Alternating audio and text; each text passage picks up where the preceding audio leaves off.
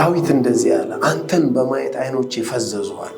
አልቲሜት ፍቅር ማለት ማውራት ማለት አይደለም። ከሚስቶቻችሁ ጋር ሊሆን ይችላል፣ ከጮኛችሁ ጋር ሊሆን ይችላል።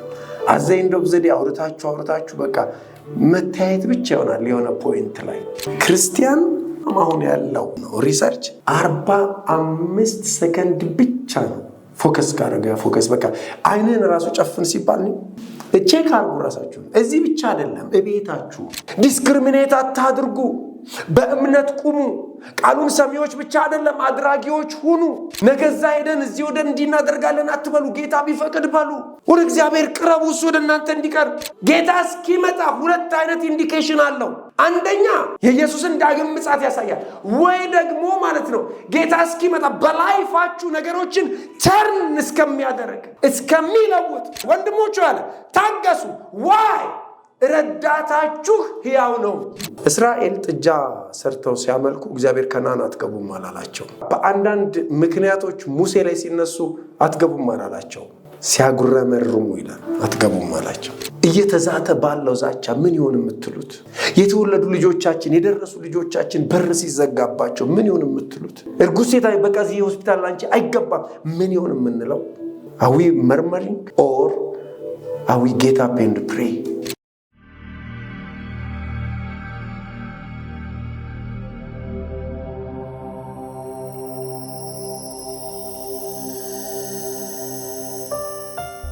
ዛሬ ባጭሩ የምናገረው ስለ እግዚአብሔር ምስክርነት ነው።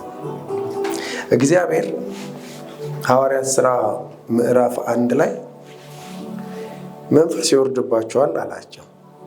ከዛ ምስክሮቼ ትሆናላችሁ አለ። እግዚአብሔር ይህንን ምስክርነት ለሱ ብቻ እንዲመሰከር እሱ ብቻ እንዲነገርለት እሱ ብቻ እንዲወራለት ብቻ ሳይሆን ልክ እግዚአብሔር ለሱ ምስክሮቼ ትሆናላችሁ እንዳለው መጽሐፍ ቅዱስ ላይ ለብዙዎች ምስክር ሲሆን ታዩታላችሁ። እግዚአብሔር ራሱ ማንም ሳይሆን እግዚአብሔር ራሱ ለሰይጣንም ሆነ ለሰዎች ሲመሰክር ታዩታላችሁ።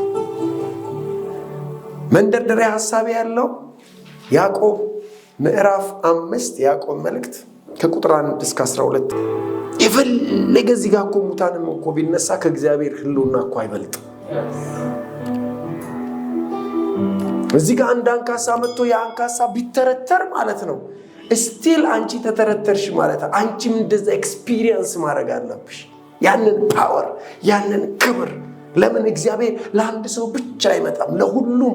ሐዋርያት ሥራ ምዕራፍ 2 ላይ የተወሰኑት በልሳን ተናገሩ አይልም፣ ሁሉም ይላል። ሁሉም ኢየሱስ ጌታ ነው። አንዳንዱ እዚህ መንፈስ ነገሮት እልልልል ሲል ወይ ሲያፏጭ ምን ሲል፣ አንዳንዱ ገና በርዶታል፣ ገና ወይ ቤቱ ነው ያለው። ግን በእውነት ምን አይነት ድንቅ የሆነ ክብር አለ መሰላችሁ! ለእኔ ሳይሆን ለእግዚአብሔር የመንፈስ ክብር በቃ አቴንሽናችሁን ስጡት። ዳዊት እንደዚህ ያለ አንተን በማየት አይኖቼ ፈዘዙዋል፣ በቃ ፈዘዙዋል። ታውቃላችሁ አልቲሜት ፍቅር ማለት ማውራት ማለት አይደለም። ከሚስቶቻችሁ ጋር ሊሆን ይችላል፣ ከጮኛችሁ ጋር ሊሆን ይችላል። አዘይ እንደው ዘዴ አውርታችሁ በቃ መታየት ብቻ ይሆናል። የሆነ ፖይንት ላይ that is the highest expression of love, the highest። ተለማምዳችሁ ማታውቁ ከሆነ ተለማመዱ። በቃ አውርቶ ቶክ ከዛሜ በቃ ከእግዚአብሔር ጋር እንደዛ ሆነ። ረባደገና ኢንፎርሜሽን ነጋሪዎች ሆነ። እንዲህ ተብሎ እንደተጻፈ እንደዚህ እንደሆነ ተብሏል እንልና ምንም ተብሏል ብለን ለሱ ኢቭን ኢር ሳንሰጠው we go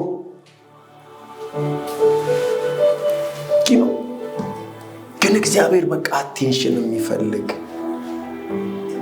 በቃ ዝም ብለሽ ቁጭ በማለት ብቻ አይኖችን ጨፍነሽ ክርስቲያን በጣም አሁን ያለው እንትን ማለት ነው ሪሰርች 45 ሰከንድ ብቻ ነው ፎከስ በቃ አይንን ራሱ ጨፍን ሲባል ነው ቼክ አድርጉ ራሳችሁ። እዚህ ብቻ አይደለም እቤታችሁ can you able to concentrate በቃ እግዚአብሔር ሆይ I'm waiting for you በቃ አለቀ። can we እንዲህ አይነት ነገር እየጠፋ ነው ከኛም ላይ ሩጫ ነው።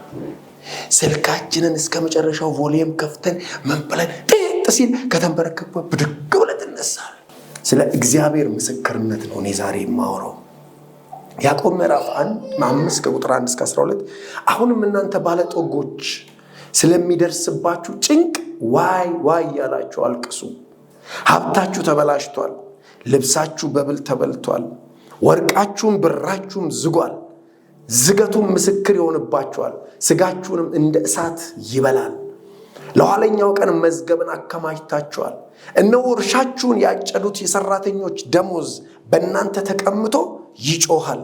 የአጫጆችም ድምፅ ወደ ጌታ ጸባኦት ጆሮ ገብቷል። በምድር ላይ ተቀማጥላችኋል፣ በሴሰኝነትም ኖራችኋል። ለእርድ ቀን እንደሚያወፍር ልባችሁን አወፍራችኋል። ጻድቁን ኮነናችሁታል፣ ገድላችሁትማል፣ እናንተን አይቃወምም። አሁን ይሄ ክፍል አንብበው እስከ መጨረሻው ብቻ።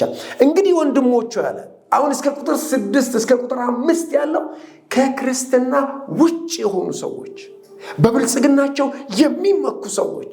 በጣም የሚገርማችሁ ይህንን ያዕቆብ እንዴት አድርጎ እንደከሸነው፣ እንዴት አድርጎ ውበት እንደሰጠው። ለምን ይሄ የያዕቆብ መልእክት በጣም የሚገርማችሁ እነዚህ ሰዎች በታላቅ መከራ እያለፉ ያሉ ሰዎች ናቸው። እምነታችሁ በተለያየ ፈተና ውስጥ ሲወድቅ በቃ ሰርፕራይዝ አትኑ፣ እንደውም እንደሙሉ ደስታ ቁጠሩት ብሎ ያላቸው። ግን እናንተም በተመለከተ ጥበብ ጎሏችኋል፣ ለምኑ፣ ዲስክሪሚኔት አታድርጉ፣ በእምነት ቁሙ። ቃሉን ሰሚዎች ብቻ አይደለም አድራጊዎች ሁኑ። ነገዛ ሄደን እዚህ ወደ እንዲህ እናደርጋለን አትበሉ፣ ጌታ ቢፈቅድ በሉ። ወደ እግዚአብሔር ቅረቡ፣ እሱ ወደ እናንተ እንዲቀርብ እያለ በጣም የመከራቸው። ግድ የለም ሲዝኑ ያልፋል፣ ጊዜው ያልፋል፣ ወቅቱ ያልፋል። እማያልፍ አምላክ ከእናንተ ጋራ ነው። ይሄ የሚደርስባችሁ ችግር ሊገለጥ ካለው ክብር ቀደሙ አላቸው ጳውሎስ 8ኛው ምዕራፍ ያሮሜ ላይ። አሁን ያለ ይሄም በቃ ያበረታታቸዋል። እነዚህ የሚበረታቱ ሰዎች ባለጸጎች በሚባሉ በጣም ብዙ ነገር የደረሰባቸው ናቸው። ደሞዛችሁን ነው ቀምተውታል፣ አስጨንቀዋችኋል። ሲቀማጠሉ ምን ሲሉ it is a challenge for you እያለ ከዛ ምን አላቸው? አሁን እንግዲህ ወንድሞቹ ያለ አሁን እናንተን በተመለከተ እነዚህ ሰዎች በእንደዚህ አይነት ካታጎራይዝ ካደረጋቸው በኋላ ወንድሞቹ ሆይ እናንተ ጌታን የተቀበላችሁ ጌታን የምታውቁ አለ። ምን አለ? ጌታ እስኪመጣ ድረስ ታገሱ አለ። be patient። ጌታ እስኪመጣ ሁለት አይነት ኢንዲኬሽን አለው። አንደኛ ዳግም ምጽአቱን ፓሮጂያ የሚባለው የኢየሱስን ዳግም ምጽአት ያሳያል።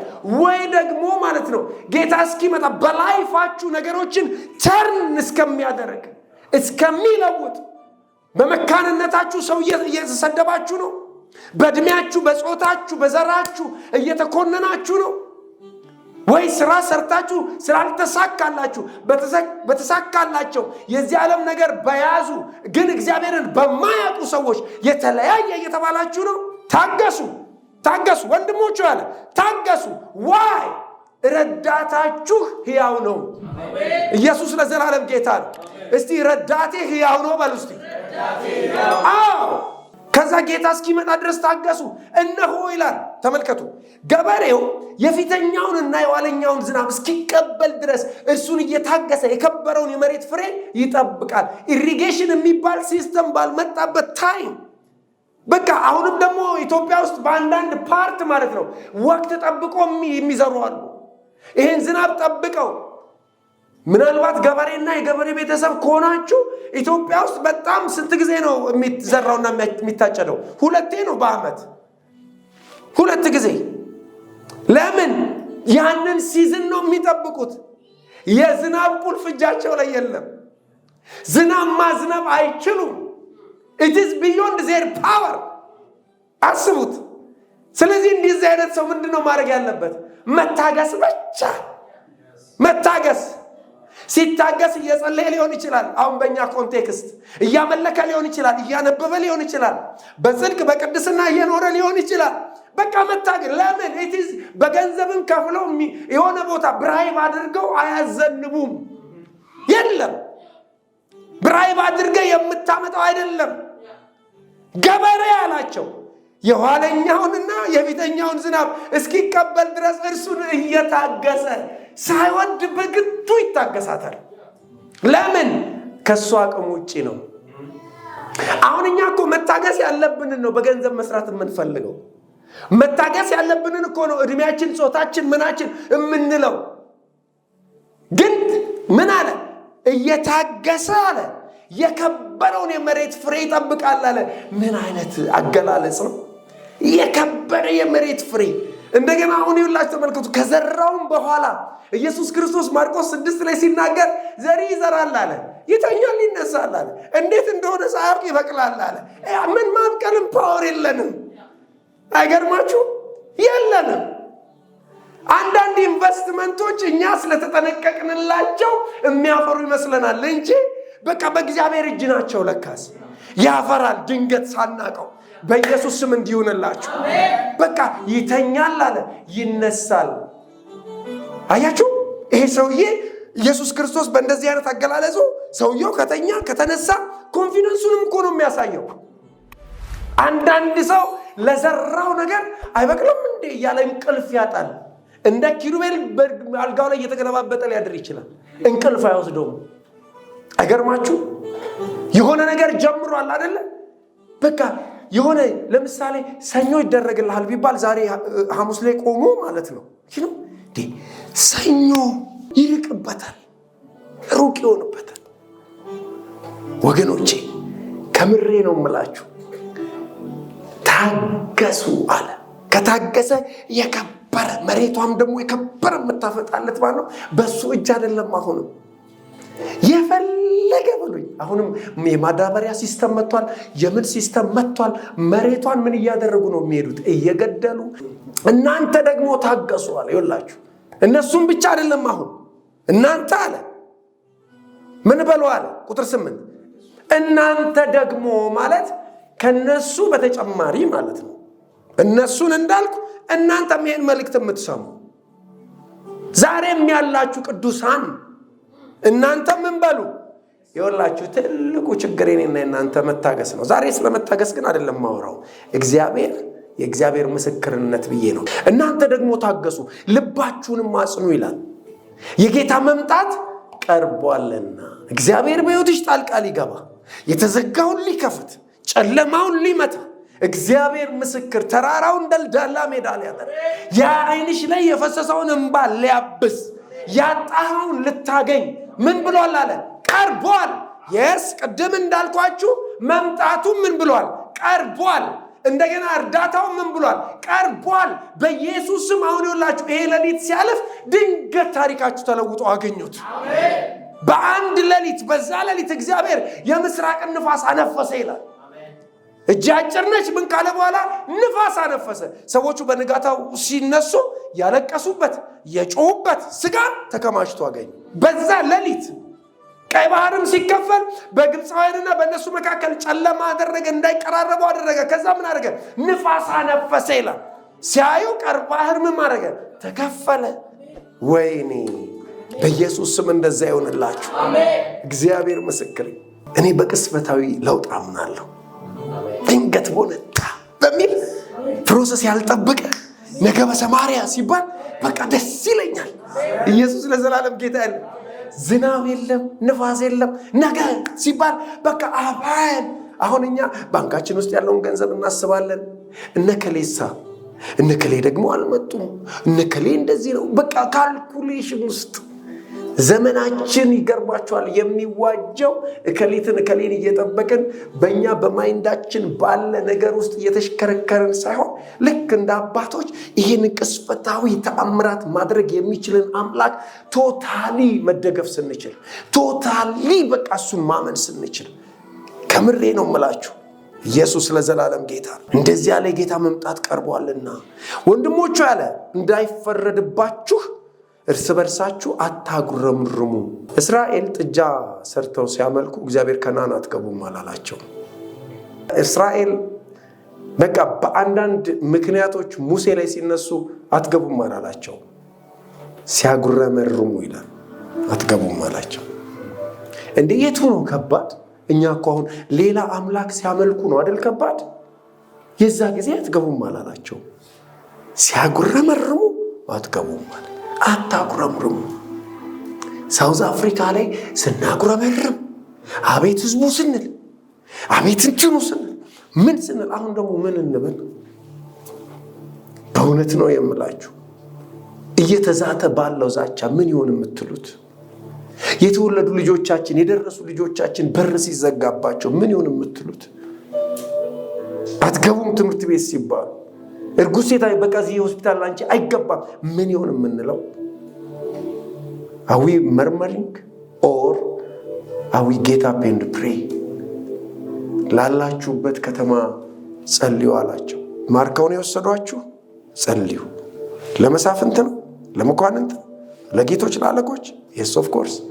አንደኛ ጢሞቴዎስ ምዕራፍ 2 በአዲስ ኪዳንም ጸጥና ዝግ ብለን እንድንኖር ይላል። that we may lead a quiet life ይላል። quiet የማይረበሽ ማንም የማይነቀንቀው ላይፍ ለመኖር ለነዚህ ሰዎች እኛ ግን የሁሉ ነገር እንድናጉረመርም ያደርገናል። ሁሉ ነገር እኔን ጨምሮ ከምሬ ነው የምላችሁ። እስቲ ዛሬ እንኳን ቀን ላይ ዝም ብላችሁ ስታስቡ በስንት ነገር ተስፋ ቆረጣችሁ? ምንድን ነው ምናምን አላችሁ ወይ? ከሰው ጋር ዲስከስ ስታደርጉ ምን ተባባላችሁ? ፕሊዝ አታጉረምርሙ። እነሆ ፈራጅ በደጅ ፊት ቆሟል። ለቅዱሳን ነው፣ ለቅዱሳን። የመክብብ ጸሐፊ ሲናገር ለአፍ አርነትን ምን አትበላለ አትስጥ። ለምን? እግዚአብሔር የእጆችን ስራ ምን ያደርጋል? ያበላሻል። አርነት በቃ ሳናቀው። ወገኖቼ በእውነት መጽሐፍ ቅዱስ ላይ ያየኸው ጎልቶ የምታየው ምንድን ነው ብትሉኝ በየጊፍት ትልቅነት አይደለም። ጊፍት ወደ ላይ ያነሳቸው ሰዎች ያንን ጊፍት የጠበቁበት ካራክተር ነው ያለው የያዘው የካራክተር በቃ። ስለዚህ አሁን የእግዚአብሔር ምስክርነት አይደል ያልኳችሁ። ከዛ ቁጥር 10 ላይ እንደዚህ ያለ ወንድሞቹ ያለ አሁን ሰው ሊያመጣላቸው ነው። አሁን የሆነ ምሳሌ ሊሰጣቸው ነው። እከሌን ተመልከቺ እከሌን ተመልከቱ ተብለን አናቅም በቤተሰብ። እኛም እንኳን ልጆቻችንን በቃ እንደነከሌ በርታ እንዲያርግ እኮ እንላለን። እዚህ ጋር ያዕቆብ ምን አላቸው? ወንድሞቹ አለ የመከራና የትዕግስት ምሳሌ የሆኑትን በጌታ ስም የተናገሩትን ነቢያትን ተመልከቱ አለ። ቁጥር 11 እነሆ በትዕግስት የጸኑትን ብፁዓን እንላቸዋለን። በቃ የጸኑትን whatever the circumstance ብለው ታውቃላችሁ። በዛ በምድረ በዳ ዳዊት ከእንደዛ ከሚያክል ክብር ከእንደዛ ከሚያክል ትልቅ ኤክስፒሪየንስ ትልቅ የድሎት ሕይወት ተከናንቦ በነጠላጅ በእግሩ በምድረ በዳ ውስጥ ልጁ ከዙፋን ላይ አውርዶት ሲሄድ ማለት ነው ለእግዚአብሔር ምን አለ? አኪጦፌልም ተባብሯል ብለው ሲሉት ኖ ማተር ዋት ኢየሱስ ጌታ ነው። ኖ ማተር ዋት ጊቭ አፕ አድርግ። ትናንትና እኔ ሚሊዮነር ነበርኩ አይልም። አይገርማችሁ? ስቲል አሁንም መሆን እችላለሁ ይላል። አይገርማችሁ? ትናንት ዙፋኔ እንዲህ ነበር አይልም። ስቲል የዙፋን ባለቤት ነኝ ብሎ ነው የሚኖረው። ግን ምድረ በዳ አንተ የደም ሰው፣ አንተ ጨካኝ፣ አንተ አረመኔ፣ አንተ ሰው በላ ምናምን እያለ በስሩ ሲተዳደር ጌታዬ ሲለው የነበረው ለካ የውሸት ነው። በትዕግስት የጸኑትን ብፁዓን እንላቸዋለን። ሲደላን ብቻ፣ በሮች ሲከፈቱ ብቻ፣ ስኬት ውስጥ ስንገባ ብቻ እግዚአብሔርን የምንጠራው ከሆነ ጉድለታችን የቱ ጋር ነው ብትሉ ካራክተር ላይ ነው። ትዕግስት የሚባለው መጽናት የሚባለው ነገር በቃ ሳናቀው ተሰርቀናል። በእውነት ነው የምላችሁ። ብዙ ጊዜ እላለሁኝ ሰዎች እዚህ ኮንፈረንስ ተጋብዘው ሲመጡ ከሚሰጡት አርዕስት አንዱ ምንድን ነው? ምርኮ ማስመለስ። በተለይ እኔ በእውነት ነው የምላችሁ ልክ 10 ሰባኪ ከተለያየ ከተማ ተጋብዞ ከሆነ በ10 በ15 ዓመት ውስጥ ምርኮ ማስመለስ የሚለው ስብከት ሁሉም ወይ የሳምንት ኮንፈረንስ ከሆነ አንዱ ላይ አለ፣ አንዱ ቀን ላይ እመኑኝ። አንድ ቀን ሁሉ ይሄን ስብከት ሰምቼ ሁሌ እሰማለሁ፣ እዚህም ከተማ ማለት ነው። ከዛ አንድ ቀን እግዚአብሔር ምን አለኝ? ዳዊት ይሄ የዳዊት ምርኮ ነው እያለ እየነዳ ሄደ ይላል። ራይት የተማረከብህን እኮ ካላወቅ ምርኮ ማስመለስ አትችልም አለኝ። አይገርማችሁ? አሁን አንተ ትዕግስት ከተማረከብህ ማለት ነው ምርኮ ይመለሳል ሲባል አሜን ትላለህ። የትኛው ምርኮ? ዘለ ገንዘብ ልትለኝ ነው? በቃ አለቀ። ሁሉ እንደዚህ ነው። በቃ ገንዘብ ይመስለናል። ትህትና ተዘርፈህ፣ ጽናት ተዘርፈህ፣ ጸሎት ተዘርፈህ፣ የቃልዮት በኤን ተዘርፈህ፣ የቸርች ህይወት ተዘርፈህ ከዛኛው ሁሉ የምናያይዘው ምንድን ነው? ምርኮ ማስመለስ። እዚህ ጋር የተጻፈላቸው ሰዎች እኔ ደስ ይለኛል። ይህንን መጽሐፍ ሰሞኑን ዝም ብዬ አነበብኩት። እችን ከቁጥር እስከ 11 ያለችውን አነባለሁ። ይሄ ዓለም ለካ ኢስናቲንግ አልኩኝ። ኢስናቲንግ በእውነት ነው የምላችሁ። ዘሞር ከእግዚአብሔር ቃል ጋር እያሳለፋችሁ ስትሄዱ ዘሞር ከምድሪቷ በላይ እንደሆናችሁ ነው እየገባችሁ የምትሄዱት። ከሲስተሙ በላይ በንስር የተመሰል ነው። ለዚህ ነው ንስር ከወፎች ሁሉ በላይ የመጨረሻው ከፍታ ይዞ ነው የሚበረው። የመጨረሻው የፈለገውን ነገር ውሃ ውስጥ ያለውን ያያል። ከእንደሱ አየር ላይ የሚበሩትን ያያል። ምድር ላይ ያሉትን ያያል።